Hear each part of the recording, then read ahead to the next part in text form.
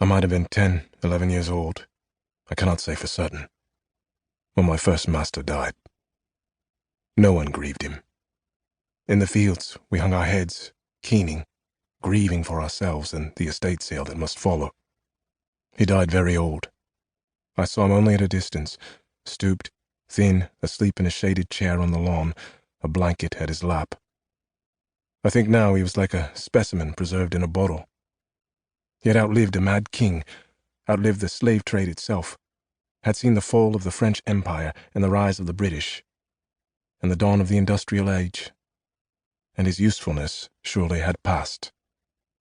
On that last evening, I remember crouching on my bare heels in the stony dirt of Faith Plantation and pressing a palm flat against Big Kit's calf, feeling the heat of her skin baking up out of it, the strength and power of her, while the red sunlight settled in the cane all around us.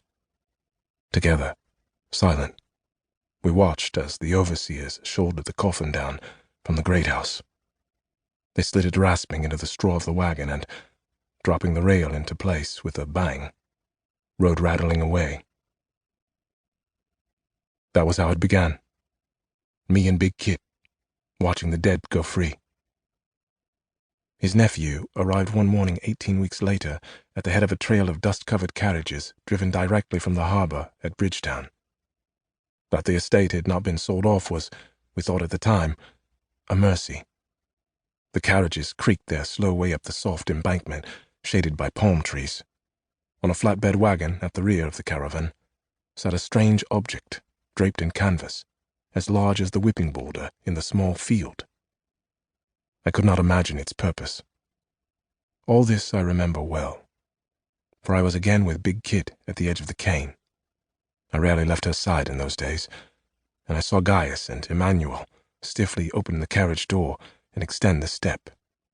I could see, at the great house, pretty Emily, who was my age, and whom I would glimpse some evenings dumping the pans of wash-water into the long grass outside the scullery. She descended the first 2 steps of the veranda and, smoothing out her apron, fell still. The first man to emerge, carrying his hat in his hands, had black hair and a long horse-like jaw, his eyes darkened by heavy brows. He raised his face as he descended and peered around at the estate and the men and women gathered there. Then I saw him stride back to the curious object and walk around it, inspecting the ropes and canvas. Cradling a hand to his eyes, he turned, and for a frightening moment, I felt his gaze on me. He was chewing some soft-textured thing, his jaw working a little. He did not look away. But it was the second man, the sinister man in white, who seized my attention. This was our new master. We all could see it at once. He was tall, impatient, sickly, his legs bending away from each other like calipers. Under his 3-cornered white hat, a shock of white hair burst forth. I had a sense of pale eyelashes, an uncooked pallor to his skin. A man who has belonged to another learns very early to observe a master's eyes. What I saw in this man's terrified me. He owned me, as he owned all those I lived among, not only our lives, but also our deaths. And that pleased him too much.